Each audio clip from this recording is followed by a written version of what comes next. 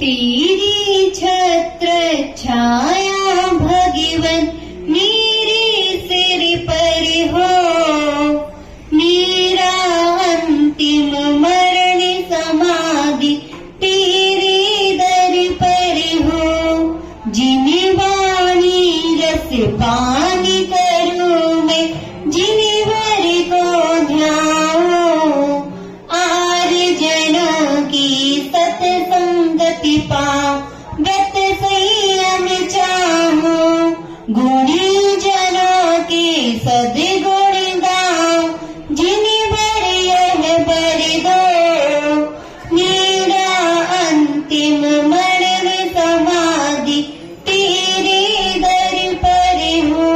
मोक्ष मार्गस्य नेतारं भेतारं कर्मभूभृतां, ज्ञातारं विश्वतत्त्वानां वन्दे तद्गुणलब्धये। देवादीप चिंतामणि से पार्श्वनाथ भगवान की, मोहम्मद से आदिनाथ भगवान की, आचार्य से विराट सागर जी महाराज की, आचार्य से भोर सागर जी महाराज की, जिनवाणी पुत्री हरिका सिद्धेश्वरी माता जी की, अहिंसा में विश्व धर्म की।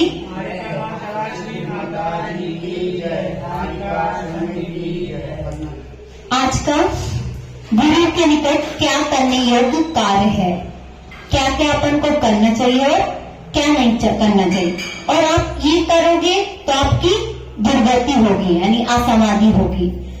तो गुरु के निकट व्यर्थ की गपशप नहीं करनी चाहिए।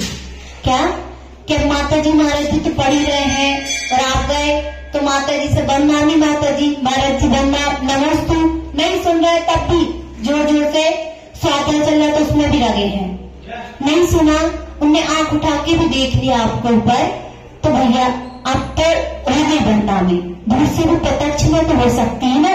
आप कहते ना हमने तो माता टीवी में प्रवचन सुन लिए थे, तो प्रत्यक्ष में आप प्रवचन सुन सकते हो, तो आपके सामने माता जी विराजमान है, तो उन्हें दूर से आशीर्वाद तो भी दे सकती है ना। बोल के भी आशीर्वाद देना नहीं होता है, आंख उठा के देखना भी एक आशीर्वाद होता है। विनय तभी होती है कि आप लगे हुए जोर जोर से चिल्लाने, तो ये आपकी विनय नहीं है। विनय है क्या? नहीं है, क्योंकि एक तो गुरु को भी ज्ञानावंती करने का आप बंद कर रहे हो, खुद के लिए कर रहे हो क्या नहीं? इतने जने जो सुन रहे हैं उनको भी आपने क्या करा, 1-1 मिनट सब आप बंदानी बोलते हो तो सब कोई क्या करते हैं, उसकी तरफ देखने रखते हैं, देखते करें, उतनी देर के लिए आपने ज्ञानानंद करने बाधा कर दिया, यानी ज्ञान में पर्दा डाल दिया। डाला कि नहीं? डाला है। वैसे ही आपको गुरु के पास आए तो स्वाध्याय की बात करो, ना कि इधर की सुना दी उधर की सुना दी गपशप। एक तो ऐसा करते हैं, गुरु को ऐसा मान लेते हैं थोड़े से दिन आए तो थोड़े दिन तो विनय रहती है, उसके बाद थोड़ी थोड़ी विनय जाती हुई दिखने दिखती है कि नहीं? जैसे ही फिर तो ऐसे लगता है कि माता जी महाराज जी को अपना मित्र बना लिया, बनाते हैं ना, ऐसे करते ना, क्या भैया यार थोड़े थोड़े दिन बाद ऐसा होने लगता है कि जो विनय वाली भाषा रहती है उसमें भी कमी आने लगती है, कभी उनसे आपकी क्या प्रतिबिंब भी निकल जाता है, निकलता है ना। ये आपके असमाधि के साथ कारण है। किसके लिए? गुरु की न बनाए रखना आपका ये असमाधि का कारण। गुरु के निकट किसी दूसरे की निंदा नहीं करना। अब आप गुरु के पास आ गए, आपको गुरु को संसार की बात बताने की क्या जरूरत है? क्या वो ऐसा करता है, उसकी फलाने की लड़की भग गई, आपको उनको बताने की क्या जरूरत है? है क्या कुछ जरूरत? ये आपको असमाधि के कारण है। इससे आपका पता पड़ता है कि आप कौन सी गति में जाने वाले हो। होता है क्यों नहीं? अब गुरु के आयतन में मत बोलो। अब गुरु प्रवचन कर रहे हैं या आप बीच बीच में उनको टोकते हो कि नहीं, ऐसा नहीं, ऐसा करते हो कि नहीं? तो उसमें आप गुरु की बिना रख रहे हैं क्या? गुरु को कुछ आता होगा तभी तो वो बैठा है इतने बड़े आसन पे, नहीं तो आप बैठ जाते। होता है इसमें भी आप गुरु की विनय नहीं कर रहे हो, तो ये क्या का कारण है? असमाधि का। आप गुरु के समक्ष पैर पर पैर रखकर नहीं बैठना, एक के ऊपर पैर रख के बैठ जाते ना, जैसे गुरु बैठे तो हम भी वैसे बैठ गए, ये आपके असमाधि का कारण है। गुरु के समक्ष छल कपट नहीं करना। क्या नहीं करना है? छल छल कपट नहीं करना, हम स्नेही हो जाएं। हमको गुरु ज्यादा प्यार करने लगे तो हम दूसरे की बुराइयां करना स्टार्ट कर दें। गुरु आए तो उनके सामने हम काम करने लगे और गुरु नहीं है तो उसके पीछे हम कुछ भी नहीं कर रहा है। ये छल कपट होता है कि नहीं? ये नहीं करना। ये करोगे तो आप नियम से निगत में जाओगे, नरक निगत में ही जाओगे, आशावादी आपकी होगी। अब गुरु के निकट आकर सहारा लेकर नहीं बैठना है। किसका? कभी कोई दीवार का सहारा लेकर बैठ जाते हो, बैठते हो तो नहीं बैठ जाते, तो आप गुरु के निकट जितनी देर के भी ले आ रहे हो तो अच्छी स्टिक को है तो बैठो, ना पैर का पैर रख के बैठना है, ना आपको दीवार या और अन्य चीज का सहारा लेकर नहीं बैठना है। ये भी आपकी असमाधि का कारण है। आप देखते हैं माता जी महाराज जी के पास जाओगे तो 80-80 साल की माता जी महाराज जी भी बिना टेके बैठे रहते हैं। बैठते हैं कि नहीं? क्यों बैठे हैं? क्योंकि उनको असमाधि से डर रखता है। हाँ, आप थोड़ा प्रमाद हो जाता है, जैसा कोई का अंतराय हो गए और गुरु ने आज्ञा दे दी बेटा बैठ जाओ टिक के, तो बैठ जाते हैं। वो अलग बात है कि गुरु ने बोला है तो टिक के बैठे हैं। और वैसे तो आप देखो अभी 80 साल की माता जी बैठी है, टिक के बैठी है क्या?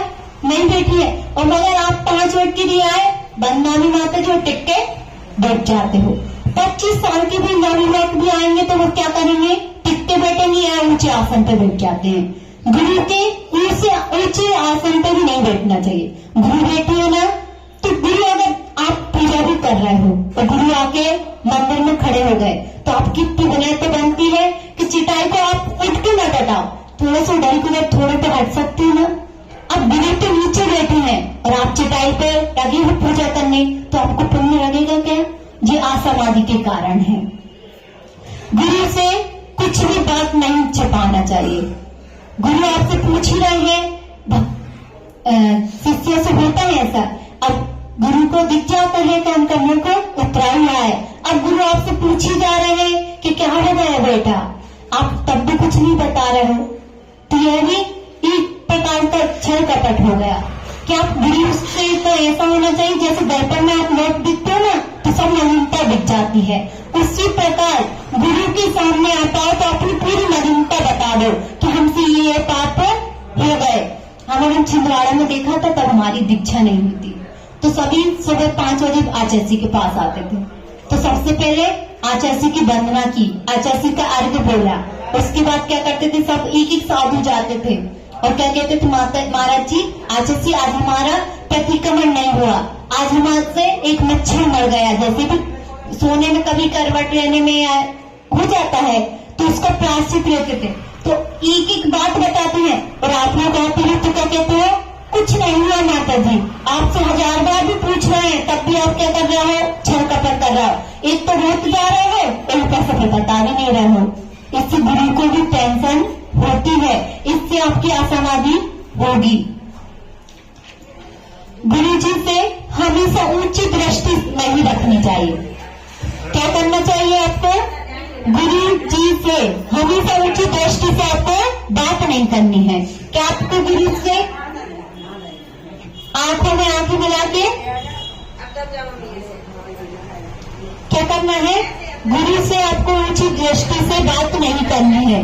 गुरु की पिछी कमंडल को नाक कर नहीं निकलना है। अब गुरु के उपकरण रखे हैं, क्या क्या? पिछी कमंडल, शास्त्र,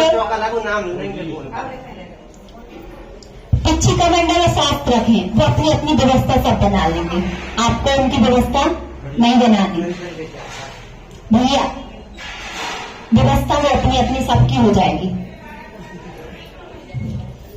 गुरु की पिछी और कमंडल को नाककर नहीं निकलना है, क्योंकि पिछी और कमंडल में आप देखते हैं बताया आता है कि आप माता जी, बड़ी माता जी तो नीचे पे बैठी हैं और छोटी छोटी माता जी कहाँ बैठी? नीचे बैठी हैं। पर उनका कमंडल और पिछी में लगी जा रही है रात, तब भी आपको ध्यान तो कैसा है भैया व्यक्ति का, तो मुझको भैया वृत्ति करनी है। भैया वृत्ति ऐसी करो कि जिसमें दूसरी का अपमान ना हो। अगर आपका पिछी और कमंडल में पैर लग रहा है तो आपको क्या करना है? तुरंत उसके पैर पड़ो, क्योंकि ये संयम के उपकरण हैं। किसके हैं? संयम के उपकरण है। तब हम बड़ी माता जी को देखते हैं, अगर उनका भी थोड़ा सा पिछी में पैर लग जाए तो क्या करती है? वो तुरंत अपनी पिछी पड़ती है। क्यों पड़ती है? क्योंकि वो उनका संयम का उपकरण है, उसके ऊपर उनको अभिमान है कि ये हमारा संयम का उपकरण है। ये नहीं होता तो हमारा संयम कैसे पल सकता था? जीवों की रक्षा हो सकती थी क्या? नहीं हो सकती है। इसलिए हमेशा पक्षियों का मंडल का बहिमान रखना, गुरु से ऊंचे नहीं बैठना चाहिए। क्या नहीं करना चाहिए? अब गुरु तो नीचे बैठे हैं, आपकी कमर पैरों में घुटने में दर्द है तो वो बात अलग है, मगर आजकल तो नवी बात और छोटे बच्चे भी आके क्या करते हैं, स्टील कुर्सी चाहिए, पहले चाहिए, नहीं तो उसके पहले तो नहीं बनता है। तो ऐसा नहीं करना है। जब आपकी बहुत डिफिकल्ट कंडीशन हो तो आप ऊंचे स्थान पर बैठो। गुरु को जवाब नहीं देना चाहिए। क्या? गुरु को जवाब नहीं दो। अगर आप जवाब दे रहे हो तो ये काय का कारण है? असमाधि का कारण बनेगा। गुरु के सामने पैर नहीं फैलाना चाहिए। क्या नहीं करना चाहिए? आप मंदिर आ रहे हो तो मंदिर में बच्चों को भी सिखाओ। छोटे से बच्चे को लेके आते हो तो वह मंदिर में प्रतिमा के सामने पैर फैला के बैठ जाते हैं। उनको छोटी छोटी से आदत डालो कि ऐसा करने से आपको असमाधि होगी, आपको पाप लगेगा। उनको पापों से भय तो करवाओ। आप लोग पापों से उनको भय तो करवाते नहीं हो, डराते तो ही नहीं हो, तो वो पाप करते जाते हैं। करते हो क्या नहीं? उनको हर छोटी छोटी बात बताओ कि बेटा आप ऐसा करोगे तो आपको ऐसा होगा। उनको समझाओ, ना कि एकदम से डांट दो तो नहीं, ऐसा नहीं करना है। धीरे धीरे से उनको अच्छी समझाओगे तो वो समझ जाएंगे। और अगर उनको तेज से बोलोगे तो वो क्या करेंगे? मंदिर आना भी बंद कर देंगे। अब गुरु को ऊंचे शब्द या तिरस्कारवादी शब्द नहीं करना चाहिए।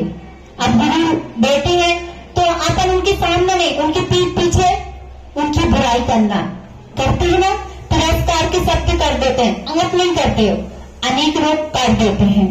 कोई कभी अपनी मान की पूर्ति नहीं होती है तो इसकी बस में हमने बहुत देखे हैं ऐसे साधु कहते हैं, कहने बोल देते हैं, ये सबके मुंह पे आ जाती है बात।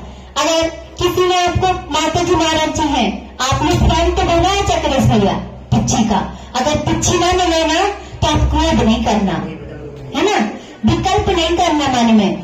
आपको आज नहीं मिल रही है, कभी ना कभी माता जी महाराज जी फिर याद रखते हैं कि उनको भी हमको देनी है।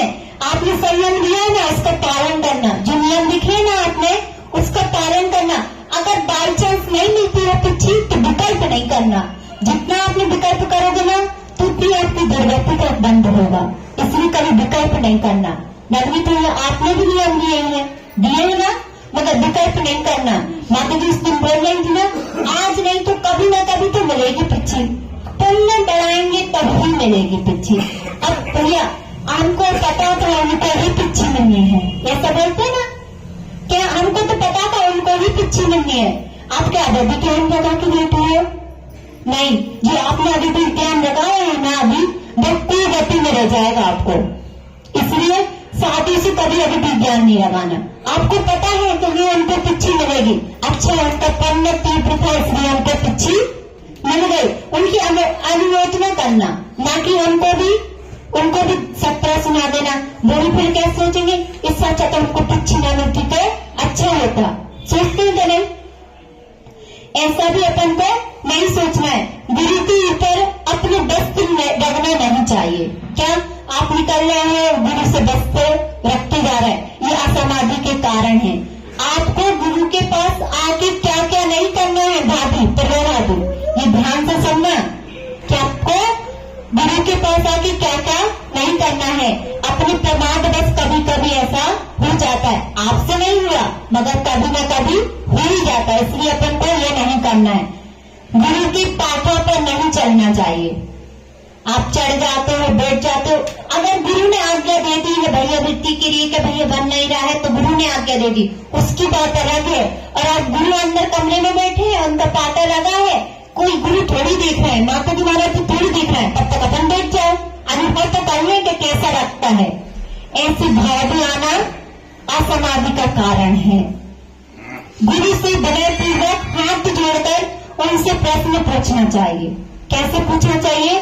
आपको कुछ भी क्वेश्चन या प्रश्न पूछना है ना तो गुरु से विनयपूर्वक पहले वंदामी या नमोस्तु बोलो, माता जी आपके अनुकूलता है, आपसे प्रश्न करेंगे क्या?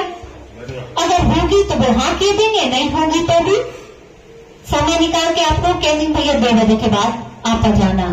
और गुरु के गेटों को खट खट खट खट करके नहीं बजाना, कि लगेंगे बजाने, आप अनुकूलता होगी तो वो खोल देंगे। एक बार आप डंडा नहीं बोल तो माता जी हम आए हैं इतना मान लेंगे, अगर उनकी अनुकूलता होगी तो वो खोल देंगे, नहीं तो 5 मिनट खड़े रहो और नहीं खुल रहे तो बैठ जाओ।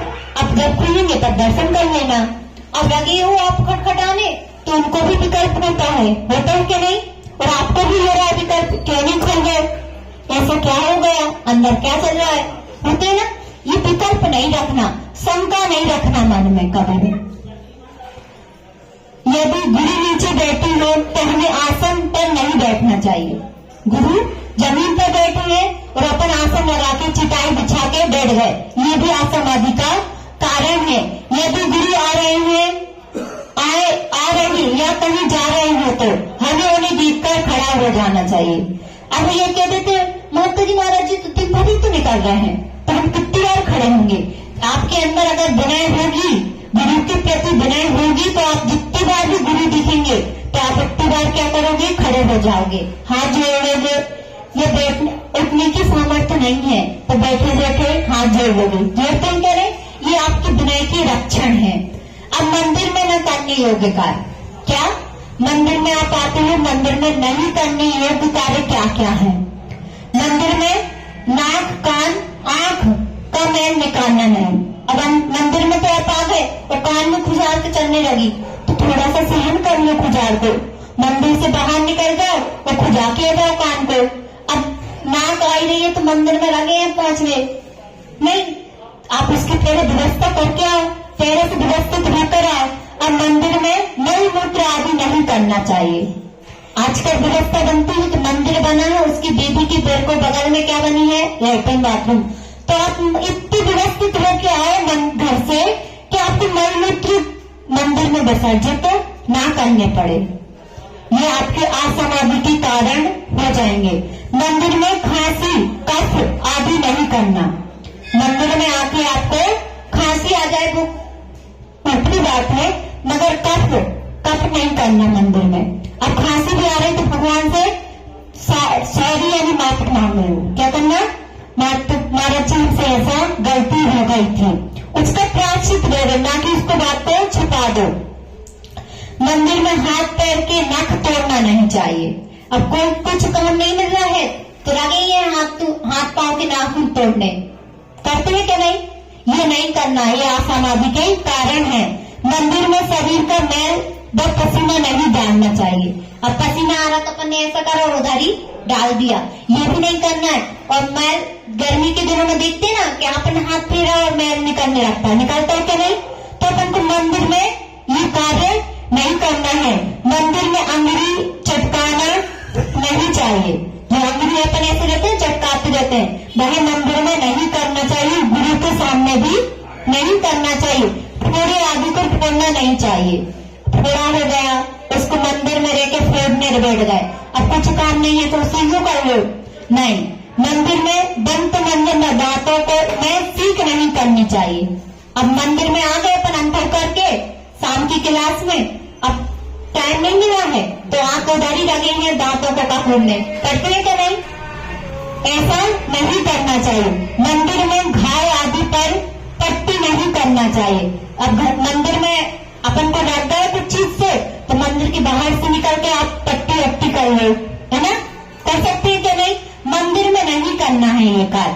मंदिर में शौच आदि को पहनकर गए हुए वस्त्र को पहनकर नहीं आना है। जो आप शौच के लिए वस्त्र को पहन के गए थे वह वस्त्र को मंदिर में पहनकर नहीं आना है।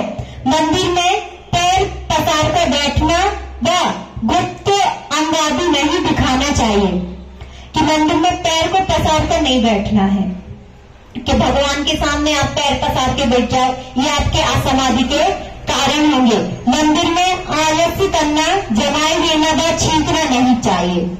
मंदिर में बड़ी बड़ी जमाइयां रह रहे, आपको देख के जमाइयां दूसरा और रहने लगता है, देखते हो कि नहीं, इसलिए भैया भरपूर नींद लेके आओ। मंदिर में जब भी आ रहे हो तो अच्छी पूरे स्थिर मन से आओ, जिसमें आपको न नींद आए, न जमाई आए और न छींक आए।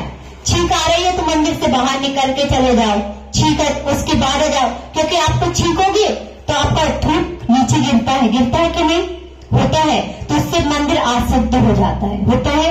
या तो हो गया तो उतनी जगह पे आप पोछा लगा दो। जैसे आपको छींक आ गई तो उतनी जगह पे आपको लगा कि हमारा थूक गिर गया है, तो जल्दी से उस जगह पे पोछा लगा दो, क्योंकि दूसरा आएगा और उधर ही हाथ रखेगा, और क्योंकि हाथ तो उधर ही रखेगा और जाके भगवान को छीलेगा, छीपे कि नहीं? उससे भगवान भी अशुद्ध हो जाएंगे। इसलिए ऐसा कार्य नहीं करना है। मंदिर में हाथ पैर शरीर दबाना नहीं चाहिए। आप उपास चल रहे हैं, अब भैया दूसरे को पता पड़ गया कि उसके उपास है, तो मंदिर में आए तो वो बैठा है तो उसके हाथ पैर ही दबाने लगे, उससे आप बोल दो कि भैया आप उधर चलो, हमको आपकी भैया बेटी करनी है क्या? तो वो अगर उसको अनुकूलता लगेगी तो बैठ के चला जाएगा। भगवान 3 युग की नाथ के सामने आपको ऐसा कार्य नहीं करना है। मंदिर में दीवार व खंभे के सहारे नहीं बैठना चाहिए।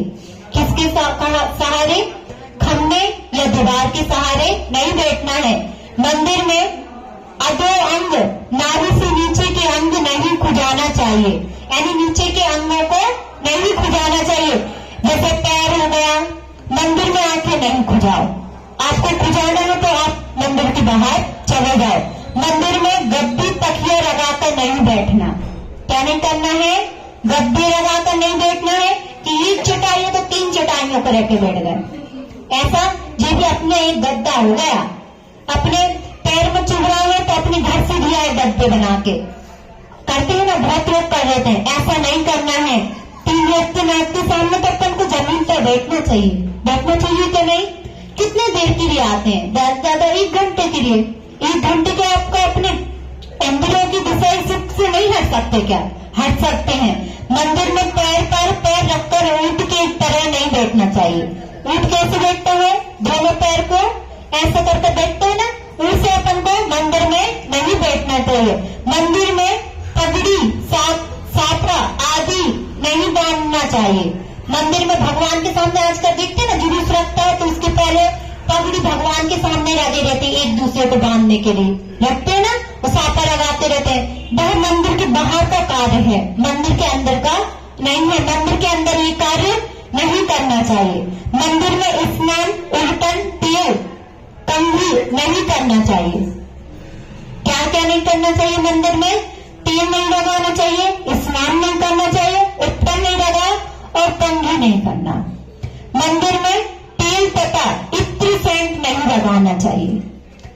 आपको मंदिर में आ रहे हो तो तेल और इत्र लगाकर नहीं आना चाहिए, और चमड़े की वस्तु को भी पहनकर नहीं आना चाहिए।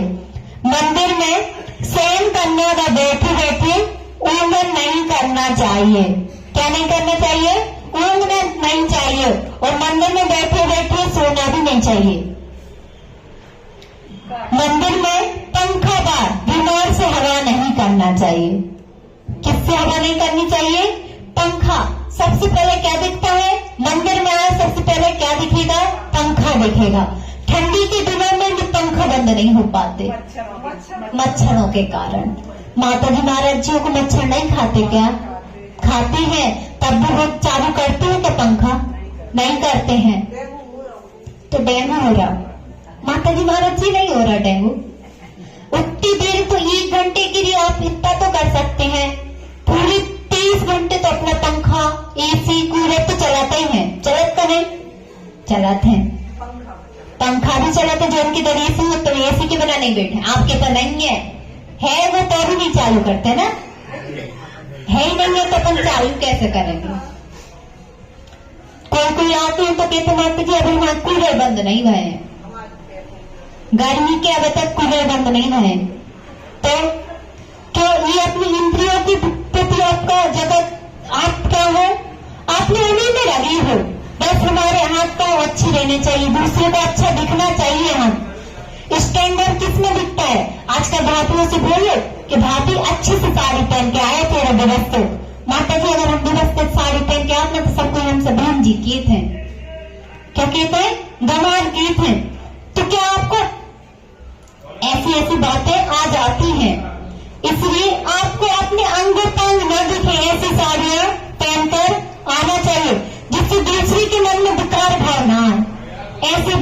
बहनों, कि दूसरे के मन में विकार भाव न आए।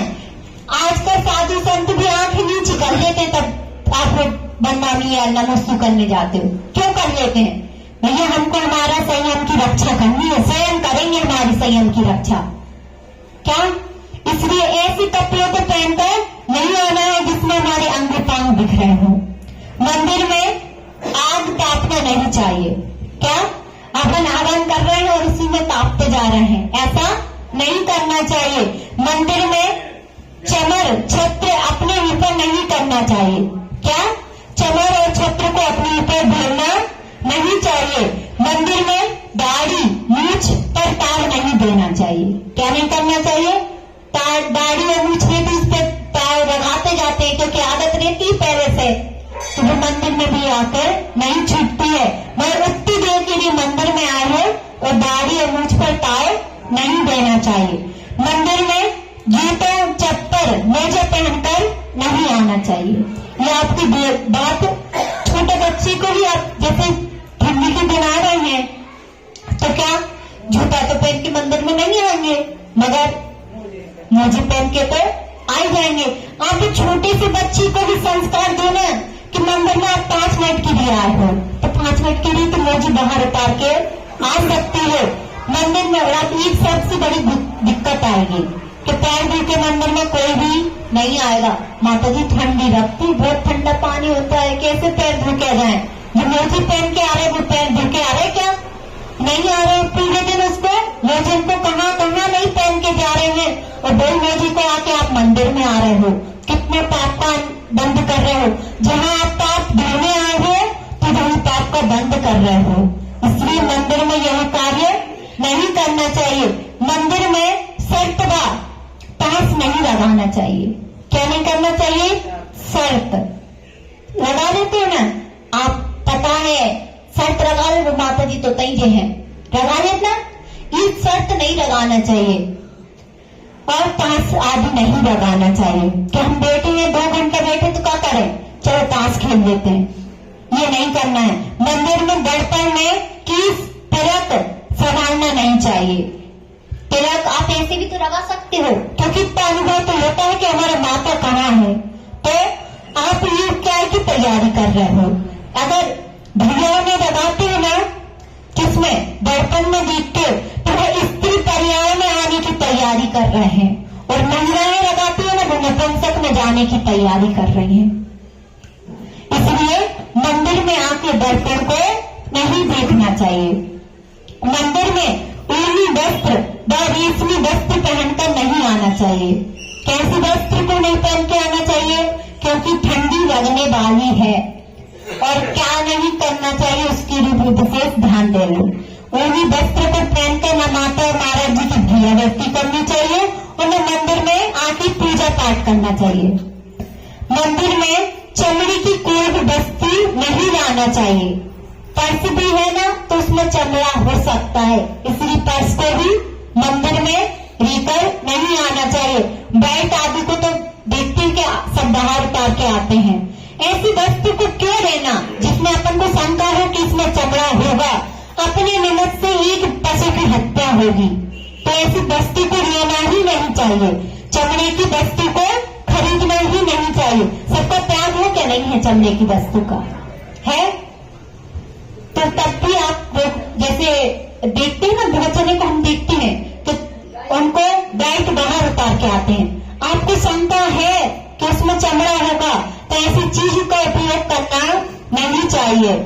मंदिर में रोना बिलखना हिचकी लेना नहीं चाहिए। क्या नहीं करना चाहिए? रोना नहीं चाहिए, हिराकना नहीं चाहिए कि हम रोके तो आ गए अब बड़ी बड़ी हिराक रहे हैं, उधर रोते ना बच्चे ऐसे कर करके रोते, ऐसा नहीं करना मंदिर में। और क्या नहीं करना? मंदिर में गाली भिंडे वचन कटुक वचन नहीं देना। क्या नहीं करना? गाली नहीं देना, कटुक वचन नहीं बोलना जिससे आपकी वचनों से दूसरे को घात हो, ऐसे शब्द नहीं बोलना। मंदिर में सब्जी अनाज पापड़ आदि को नहीं सुखाना चाहिए। मंदिर के बाहर का हमने कमरा ले दिया किराए से, होता है आजकल बहुत जगह पर, और अब मंदिर में कहीं जगह नहीं मिल रही है तो चलो मंदिर में ही सुखा लो, जब तक कोई नहीं आ रहा तो हम सुखा ले रहे। ऐसा नहीं करना। मंदिर में बिना तेल भरे प्रवेश नहीं करना चाहिए। मंदिर में पान, तंबाकू, भांग आदि लाना नहीं चाहिए। पीना तो बात दूर है, लाना भी नहीं चाहिए। मंदिर में पक्षी आदि नहीं पालना चाहिए कि मंदिर की रक्षा हो जाए इसलिए आपने फालतू जानवर पाल के रखे हैं, ये नहीं करना चाहिए। मंदिर में भोजन, पान आदि नहीं करना चाहिए। क्या नहीं करना चाहिए? आजकल देखते हैं छोटे छोटे बच्चे आते हैं तो उनकी मम्मी पापा पहले बोतल लेके आते हैं, मंदिर में भगवान के सामने दे रही है, बेटा आप पी लो, तो इससे आपको भी पाप लग रहा है, बच्ची को भी पाप लग रहा है। ये सब कार्य नहीं करना चाहिए। मंदिर में औषध, चूर्ण, गोली आदि नहीं रखना चाहिए। क्या नहीं करना चाहिए? औषधि, चूर्ण, जो औषधियों के चूर्ण रहते हैं ना, गोली, ये नहीं रखना चाहिए। मंदिर में प्रसाद आदि नहीं रखना चाहिए। क्या नहीं रखना चाहिए? प्रसाद नहीं रखना चाहिए कि हम प्रसाद की रोडता से सबको जोड़ लेंगे, तो ऐसा नहीं करना चाहिए। मंदिर में होली नहीं खेलनी चाहिए। क्या नहीं करनी चाहिए? मंदिर में होली नहीं खेलनी चाहिए। मंदिर में पटाखे आदि नहीं फोड़ना चाहिए। पटाखे कहीं भी नहीं फोड़ना चाहिए, मंदिर में नहीं, अन्यत्र कहीं जगह पर भी नहीं फोड़ना चाहिए। मंदिर में फोड़ोगे तो भी पाप लगेगा, बाहर फोड़ोगे तो भी जीवों का ही घात होगा। आप सबको पटाखे का त्याग है? त्याग है क्या नहीं है? सबका है ना? हाँ, आप तो सबके तो होंगे, आपका नहीं है ना नवनीत भैया? नवनीत भैया आप पटाखे का त्याग कर देना, क्योंकि जो अपन को जीव नहीं दिख रहा ना उनका भी घात हो जाता है, और कभी कभी अपने कपड़ों में भी आग लग जाती है। अब बहुत आती है ऐसी बातें, अब आएंगी कल इसके घर में आगे रख गई, दुकान में आगे रख गई, क्यों रख गई? पटाखे की चिंगारी पहुंच गई थी, होता है ना? इसलिए बहुत जीवों की घात होती है पटाखे से। अब तो अपनी उम्र हो गई है, हो गई क्या नहीं? कितने साल के हो गए भैया? 30 साल के हो गए ना? अब तो छोड़ने की उम्र हो गई। छोटे छोटे बच्चों को भी ना पटाखे का त्याग करवा देना चाहिए, क्योंकि पटाखे से सबसे ज्यादा हिंसा होती है, उसमें आग निकलेगी। और कितने जीवों की जो चक्री चलाते हो, बड़ी अच्छी लगती चक्री तब चलती है, दिखती है, उसमें नाचते हैं, होता है ना? उसमें कितने जीवों की हिंसा हो रही है। इसलिए जिसका भी त्याग नहीं है पटाखे का, तो बड़ी माता जी से त्याग कर लेना। मंदिर में झूठ, गणित, आखिरी वचन नहीं बोलना। क्या नहीं करना? मंदिर में झूठे शब्द नहीं बोलना। राजगणित, जिसकी लड़ाइयां हो जाए, ऐसी दोष हो जाए, ऐसी वाक्यों को मंदिर में नहीं बोलना। मंदिर में राजा के भय से छिपना नहीं चाहिए कि मंदिर में तुमसे आ रहा तो उसके भय से हम छिप गए, ऐसा नहीं करना चाहिए। मंदिर में द्रव्य जमा कहीं नहीं चढ़ाना चाहिए, उसको भी विवेक पूर्वक चढ़ाओ। हरदम के कहते हैं भाभी ये बड़ा उठा लेना, चीटी हो जाएंगी, तो आप इसकी व्यवस्था बना सकती हो, एक थाली रख दो, तो उसमें व्रत चढ़ेगी तो चीटी नहीं होगी, आपको सुविधा होगी उठाने में। कोई भी उठाएगा तो उसको सुविधा होगी, नीचे गिरती हो चीटी हो जाती, चीटी पर पैर रखेंगे तो हिंसा होगी, होती है क्या नहीं? इसलिए विवेक पूर्वक आपको मंदिर में द्रव्य चढ़ाना चाहिए। मंदिर में शस्त्र को आदि लेकर नहीं आना चाहिए। क्या नहीं लेकर आना चाहिए? शस्त्र लेकर नहीं आना चाहिए मंदिर में। मंदिर में गाय, भैंस आदि बांधना नहीं चाहिए। क्या नहीं करना चाहिए? गाय आदि को नहीं बांधना चाहिए। मंदिर में विवाह, सगाई संबंधी चर्चा नहीं करनी चाहिए। कि हम आज उनके पास गए थे, उनके घर पर गए थे, उनकी बहू इतनी सुंदर लग रही थी, होती है ना बात ऐसी, मंदिर में बैठ के नहीं करनी चाहिए। उनके घर पर गए थे तो उनकी बेटी की इतनी अच्छी सगाई भई भैया, हमने तो ऐसी अभी तक देखी नहीं थी, करती है ना? ऐसा मंदिर में आके नहीं करना चाहिए। मंदिर में उधार लेन देन की किसी से नहीं करना चाहिए कि आप हमको उधार दे दो हम आपको दे देंगे, ऐसा भी मंदिर में बैठ के नहीं करना चाहिए। मंदिर में धन उपार्जन व्यापार की चर्चा नहीं करना चाहिए। अब मंदिर में 2 दोस्त मिल गए तो आपने उनसे पूछ रहे भैया आपको व्यापार कैसे चल रहा? बहुत अच्छा चल रहा, तो हमें बता दो कैसे करने हैं वो व्यापार। होती नहीं ऐसी बातें घर पे जाके करो, मंदिर में मत करो। मंदिर में इलायची, लौंग, मसाला आदि नहीं रखना चाहिए। क्या नहीं करना चाहिए? इलायची, लौंग, मसाला आदि वस्तुओं को नहीं रखना चाहिए। मंदिर में लड़ाई झगड़ा, क्लेश, विसंवाद करना नहीं चाहिए। क्या नहीं करना चाहिए? लड़ाई नहीं करना, झगड़ा नहीं करना है, और विसंवाद तो बिल्कुल नहीं करना कि हाँ उसने कहा तो उसकी बात को हम फिर से पलट जवाब नहीं देना। मंदिर के बाद बाहर आपको जो करना है वो कर लेना, मगर मंदिर में आप क्या करने के लिए आए हो? पापों का नष्ट करने के लिए आए हो, पापों की आहुति देने के लिए आए हो। आए हो तो नहीं? और पापों को आप क्या कर रहे हो? और आगे की अब चर्चा करेंगे। कल पर्याय रहेगी तो कर आगे की चर्चाएं की जाएंगी कि मंदिर में क्या क्या करने योग्य कार्य है और क्या क्या करने योग्य नहीं है। जावाणी के ज्ञान से सुजीरो करो, वाणी न सके नमो सदा देते हो। ही जिनवाणी भारती माता पूजन रे, जो तेरी शरण गए सो पावे सब जय। देव जो अरहंत को जैसी निर्गम, दया धर्म पारो सदा यही मोक्ष का पन। जिनवाणी प्रियारिका सत्य श्री माता जी के चरणों में पैर धन्य पामती।